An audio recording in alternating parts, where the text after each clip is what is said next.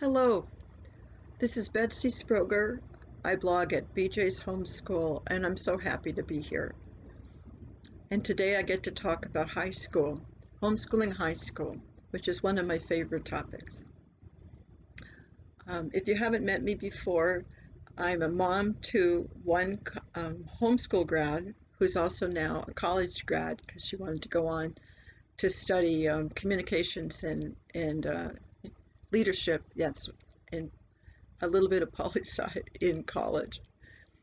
Um, Started homeschooling her when she was 4 years old, and it worked out so well. We just kept on with it, and I'm so glad we did.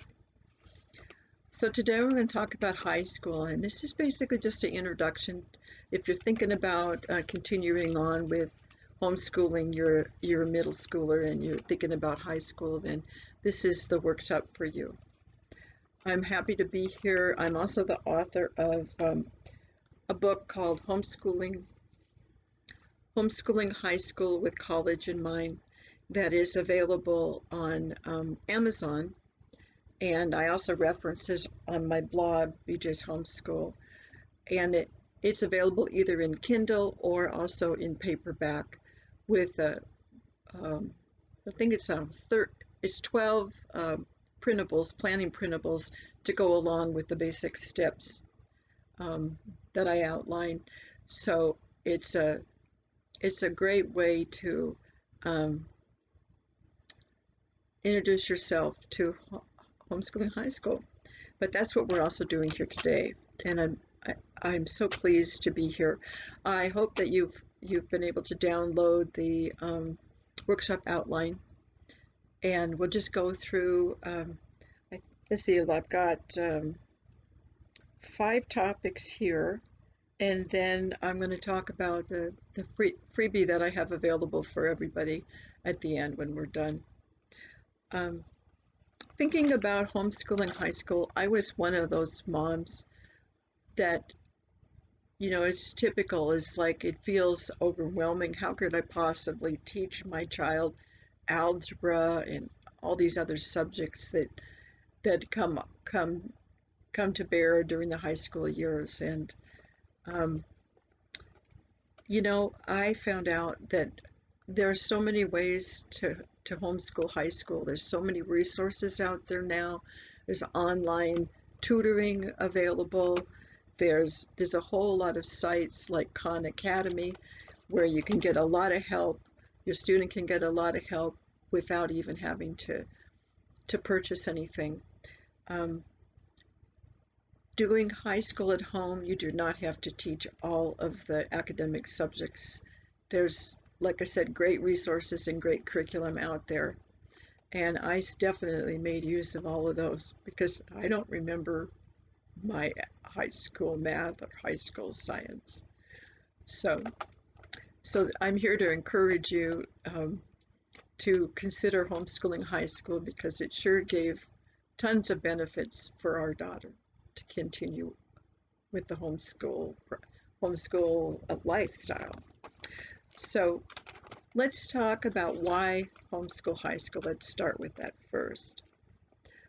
At the bottom of your outline, there's a link to an article I wrote on this topic called 101 Reasons to Homeschool High School. So I encourage you to reference that, to take a look at that if you would like to do so. Today I just want to talk about some of the really cool things that we found our daughter really liked about doing her high school at home. One of the neat things was that she didn't have to compete with anyone else.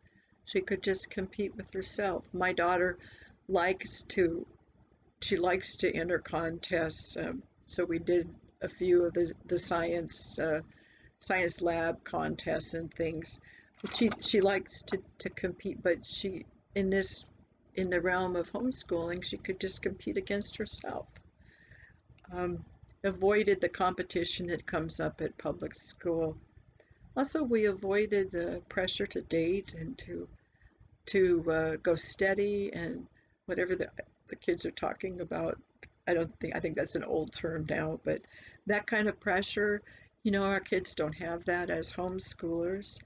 Um, we're able to give them one-on-one help when they need it, or get the one-on-one help for them. Um, it leads to closer family relationships. Of course, you already know that being homeschoolers, but you can continue to have that same closeness during the high school years. When your teen is thinking about what they're going to do after they graduate high school, you're there to be there alongside them, to be there when they have spontaneously, something comes up and they want to talk to you about options that they're thinking about, or, a part-time job they want to try, or anything that comes up, you're there. You're there alongside them. And that was a real benefit for myself and for my family. So,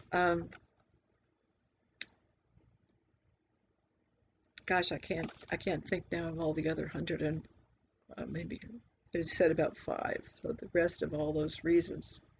Um, it's just such a more relaxed and laid back way to dig into the academic subjects of high school without the pressure of being in public school. Um, so let's see. The next topic is transcripts. Now, transcripts, that has come up a lot in my Facebook group for high schoolers, which is called Homeschooling Through High School. Lots of folks, and myself included, were really, or are intimidated by the idea of putting together their own transcript, because it's an official document. It's a little intimidating. At least it was for me, until I found out what exactly goes into a transcript and how to do it. And let's talk a little bit about that today. So, what is a transcript? The transcript is just a record of the courses that your student has completed during high school. So that's usually the 9th grade through 12th. So it's a record of all the courses that are done. There's a place to list, the course, and next to that you've got the grade that you've assigned them or they've earned through community college or whatever, and the credit.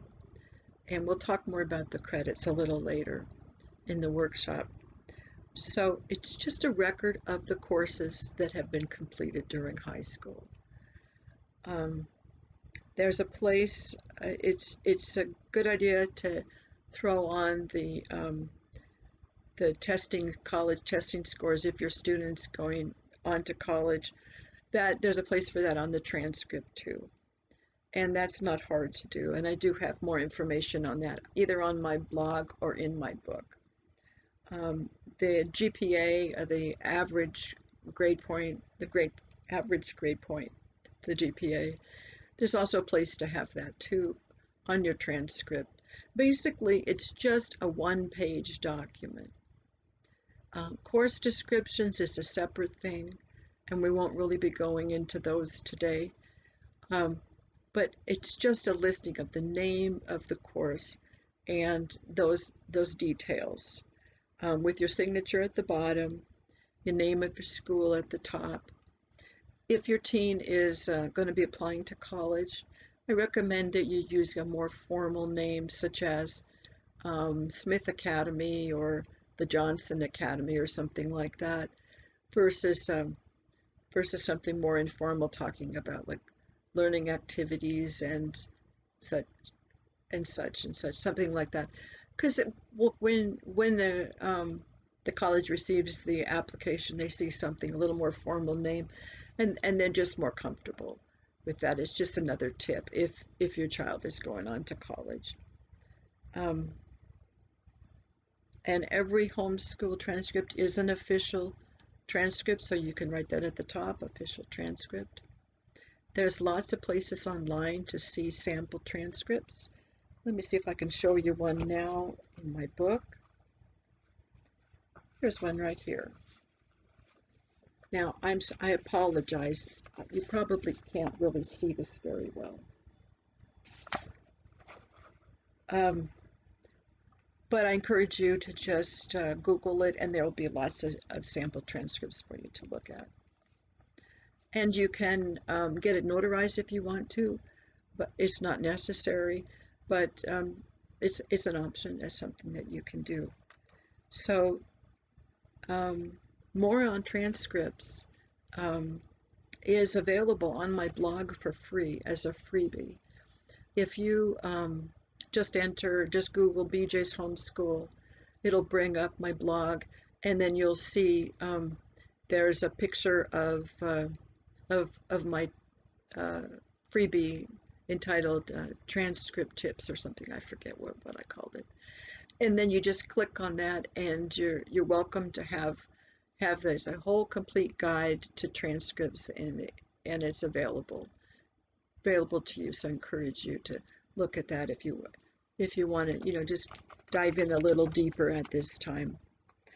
So then let's go on to the next topic, which is, okay, so you've got these courses, but how do you assign credit for what your student has learned? Well, let's talk about homeschool high school credits. And this is another topic that actually now I find it really fun to talk about, because I found 3 easy ways to assign high school credit. And we'll talk about that in just a minute. Before we get there, what is a homeschool credit? To earn 1 credit, your student would have worked for a year in a subject. So they study math for a year, they study algebra 1 for a year, that's 1 credit in algebra 1. They study biology for a year, 1 credit in biology. So for high school, 1 year's work is 1 credit. It's a little different for community college, but I'll let that go for now. So then you have you have your child studying whatever the topic's going to be. You've got this course and you want to figure out how to assign it. There are 3 easy ways to assign high school credit. You don't have to keep track of every single little detail that your student does for that subject. So I listed the three different methods that I like to break it down that way. And the first one is the textbook method. So this is simple. You have a math textbook in, say, Algebra 1. If the student completes 75% of that textbook, then they have earned 1 credit in Algebra 1, as our example.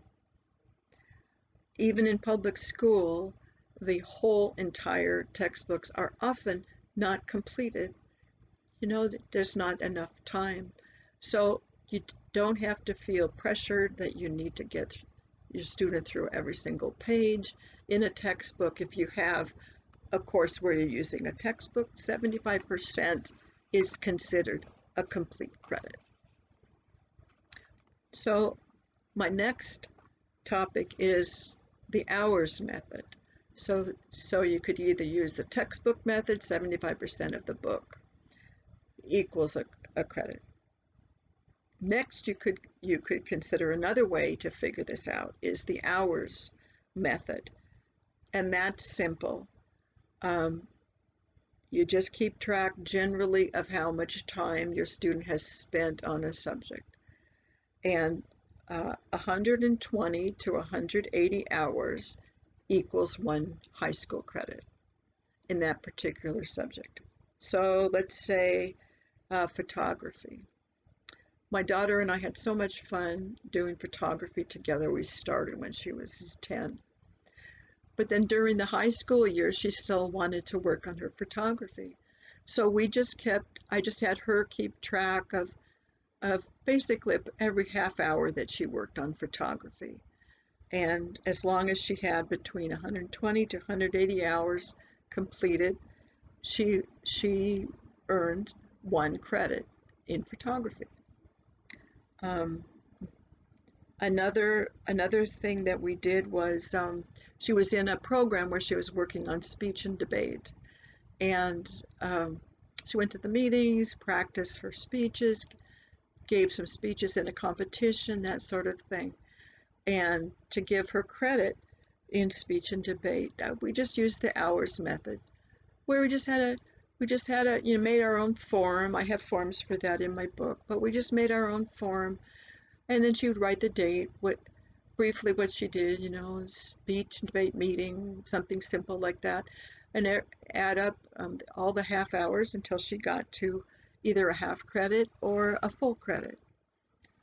And the average for that is 150. 150 hours equals a credit. Now, another way to do it is even simpler. It's called the mastery method.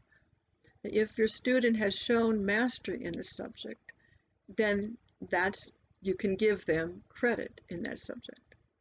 For example, my daughter was in a drama class at her co-op for a semester. And then afterwards, after all of their studies and everything in drama, they did a play. And participating in the play showed mastery of beginning drama skills at a high school level. So I could give her a half a credit in drama and put that on her transcript. I'm trying to think of another example. Basically, a homeschool high school credit is just a way to show the world what your student has done. Show the outside world what your student has completed. So all of these methods are approved by the HSLDA, the Homeschool Legal Defense Association. So they're all viable ways to assign credit, and you get to, you list the course that they've completed, like drama. You put in the grade that you assign them. Like I gave my daughter an A because she did well with her play, and she attended all of the classes that she needed to go to at her co-op. And then you get to put in she had earned a half a credit, 1/2 credit, 0.5 credit, and then you've got that on your transcript. And then you just keep going with all the different courses your child does, and they're all going to fit there on the transcript. One of the things that I do offer in my book is that I do have forms for keeping track of these things. So there's a form for just recording the different courses that your student completes, so that you have that together, so that when it comes time to put together your transcript, say in junior year, just take it from off of your form. So you've got a way to record the details. Basically, high school at home is just like any other year, except for you have more record keeping, and more details to keep track of as you go. So that takes us through the discussion of credits. So let's move on to homeschool high school curriculum. Unless you're just starting out in high school as a homeschooler, you've already developed your own methods for choosing curriculum, for finding unit studies, for working things out through your own homeschool style, whatever style that you found works for your family. So when it comes to high school, it's the same process. It's just that you have a few more details in your planning than you would in the younger years. I use 2 resources for looking for high school curriculum. And one of them that I like to recommend is called Let's Homeschool High School. And you were looking for that, you just would Google Let's Homeschool High School, and it would take you to their site. They have a nice list with links of faith-based and secular resources for high school. And that was a help for me when I was looking for high school curriculum.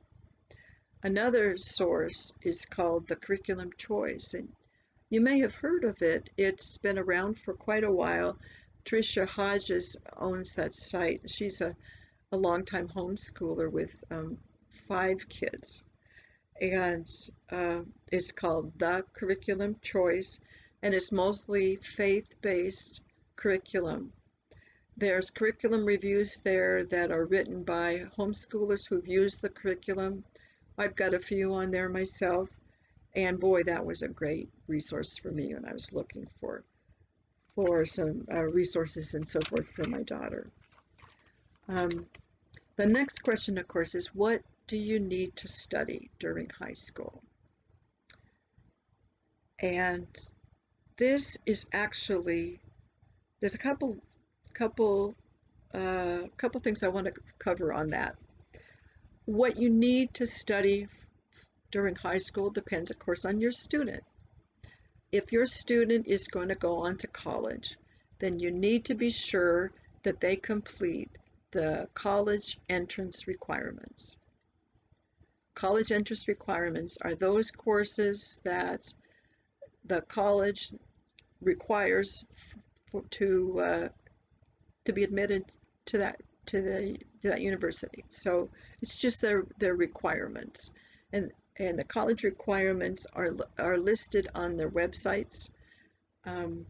So if you have a college-bound teen, then you want to look up at least 2 or 3 likely colleges that they may want to go to, and make a list of the requirements at each of the colleges, and then get an idea from that what's your best guess of the requirements for your student. And what we did was we looked at, I wanted my daughter to be able to commute to college, so we looked at schools right in our area, and the requirements that they listed on the sites were similar from one school to another, but they weren't exactly the same. So for the college-bound students, I highly recommend that you get a reference, either my book or another one that you find on Amazon or on the web that helps you with those details, because it's nice to have a step-by-step guide that tells you how do you find these requirements, where are they on the college websites and so forth. So I think for college, that's the major thing, is figuring out what are the college entrance requirements. If your student is not planning on to go to college, or if your student is planning to go to community college, then you have a much wider choice of courses to study in high school. And you're basically going to want to cover, usually for a traditional high school program, you want to cover the core courses of science and math, English, social studies, and foreign language, although foreign language is not required if you're going on to most community colleges. The best advice I can give on what to study, what type of courses to have your student complete, is that you do not have to complete the public school, high school graduation requirements. The typical requirements will be listed out for a public school student. But as a homeschool student, you do not have to complete what the public school students have to do. You get more leeway. There are only a few states that ask you to do those public school graduation requirements, only a few. So it's like, I think it's 47 of our states in our beautiful America, beautiful U.S., leave it up to the parent to decide what to study. So if you have a special needs student, then you can focus on what they're going to need, what's going to help them after graduating high school. And that's what's beautiful about homeschooling, is you can tailor it so specifically to your student. If your student's going on to community college or going on to a vocational school, then basically doing the core requirements will be all you need to do. And most community colleges will just have you take a test at their college to get your student situated as to where they would start in community college. So it's basically up to the homeschool parent, or to do the traditional approach of the core subjects, which I listed: science, math, English, social studies, foreign language. It is less cumbersome than I'm making it sound. And we used a lot of our favorites for our high school curriculum. The stuff that we found in middle school that worked well, we just continued on with them in high school. And that worked out really well. Okay, let's go on to high school electives. High school electives can be so fun to do with your teen, or just enjoy them delving into a subject that they really enjoy. That's the high school electives. And as homeschoolers, we have more time for our students to do their electives, and we have a wide range of choices that can count as an elective. I have an article on my blog which lists 100 high school electives with links to the different activities and so forth. And high school electives, just, man, I can't tell you how much fun we had with those electives. My daughter wanted to learn how to do video making. So we borrowed a camera from a friend, got some information, had her find some information from the library and study up, and she made 4 videos for that course. And we had so much fun doing that. One of the videos she wanted to tape down at the beach, and so we went down to a local beach, and she had her friends there arranging, different parts for her video that she was putting together, and we had such a blast doing that. Here's a chance also in electives for your kids to do the activities that they enjoy, and those will count as electives too. My daughter was into dance when she was younger. She got into Irish dance during late elementary on through high school, and that led to a whole bunch of fun performances that we got to go to, and we got to watch her do Irish competitions and all of that. And those were important for our daughter. That became one of her high school electives, was the Irish dance. Girl Scouts, that can turn into a high school elective. Bible quiz, one of my friends, her daughter competed in the Bible quiz, and then that could be listed as an elective too. So I just think that having the extra time for your student to really be able to, like, look through my list of 100 high school electives, just anybody else's list, look on the web to find the things that they want to really learn about, develop skill in, and have the time to do that during the high school years. For my daughter was priceless, and I think that's just a wonderful gift you can give to your student by homeschooling them. So now let's go on to, let's see, Freebie. Yeah, I want to tell you about the Freebie. Yeah, I put together a PDF, which is a free um, option for you, which has many of my high school and a few of the college articles that are on my blog, all put together for you into a PDF. And I'm offering that to you today.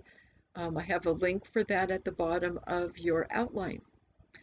Um, and I talk about curriculum favorites in there, planning tips, talk about a course that Seven Sisters Homeschool offers for career exploration. You know, it's so hard for our teens to figure out what they want to do after they graduate. That's a cool way to do it.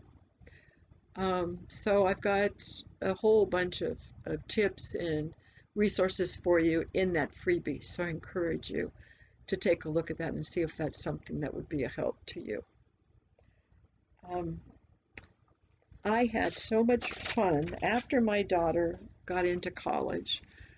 I I had extra time. I'm a mom of an only, and we'd finished homeschooling. Whoa, after 14 years, and I decided that I wanted to put together the tips that were most important to me and the resources and so forth, put it together in an easy to read book for other homeschoolers coming after me.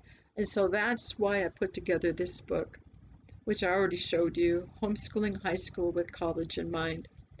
And I encourage you to take a look at that. There's a link to my book on Amazon at the bottom of your outline also.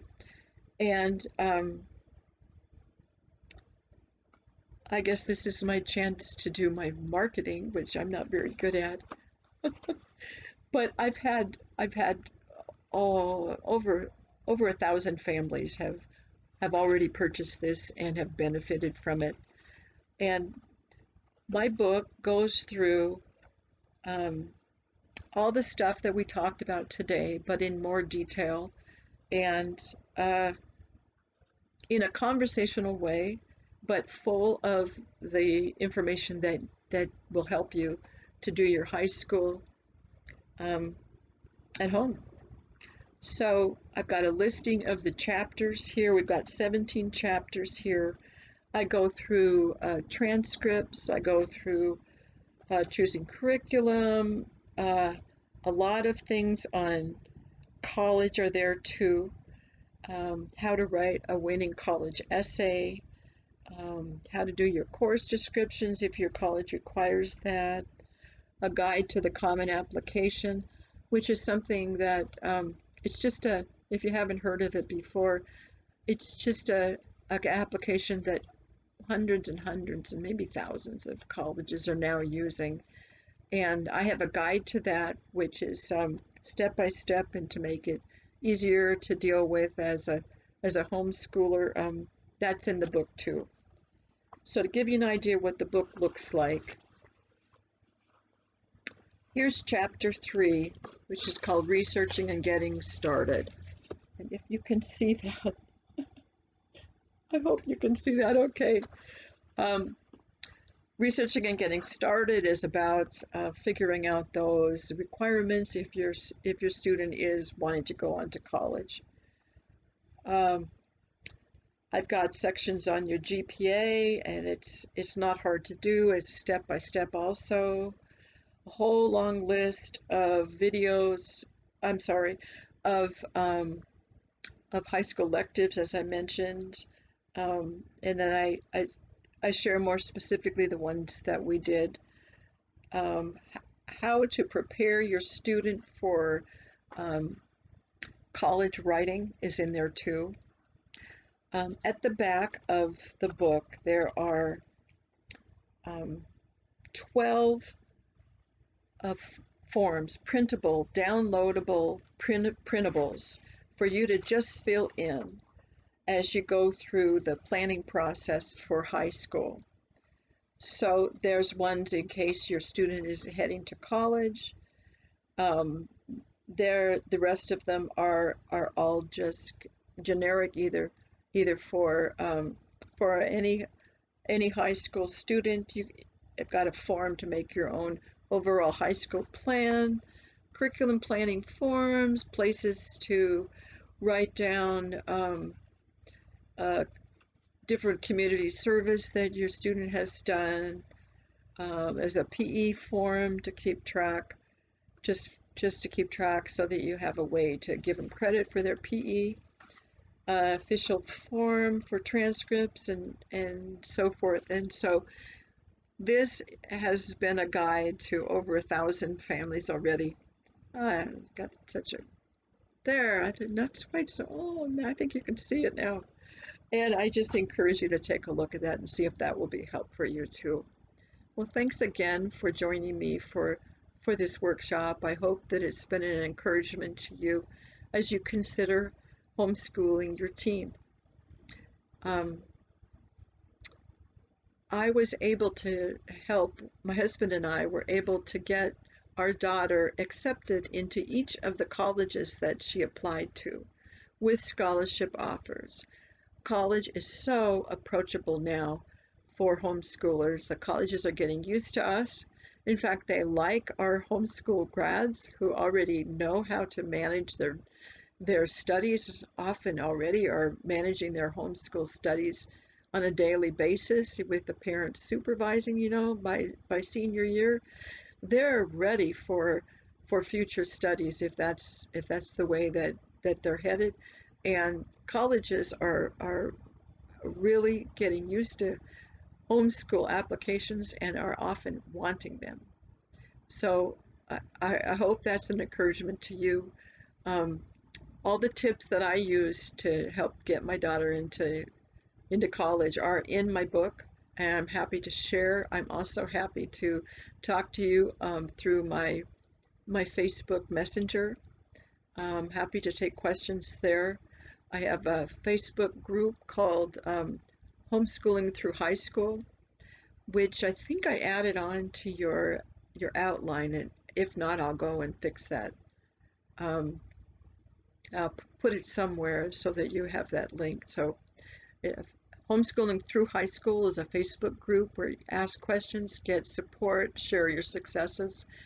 And again, it's my honor to be with you today and to be an encouragement to you in your homeschool journey with your precious children and teens. Thank you. Betsy Sproger signing off.